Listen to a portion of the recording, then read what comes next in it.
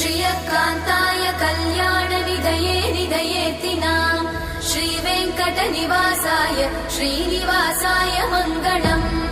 लक्ष्मी सविभ्रमालोकसुभ्रूविभ्रमचक्षुषे चक्षुषे सर्वलोकानां वेङ्कटेशाय मङ्गलम्। श्रीवेङ्कटाद्रिशृङ्गाग्रमङ्गलाभरणाङ्गये मङ्गलानां निवासाय श्रीनिवासाय मङ्गलम्। सर्वावयव सौन्दर्य सम्पदा सर्वचेतसां सदा सम्मोहनायास्तु वेङ्कटेशाय मङ्गलम्। नित्याय निरवध्याय सत्यानन्दचिदात्मने सर्वान्तरात्मने श्रीमद् वेङ्कटेशाय मङ्गलम्।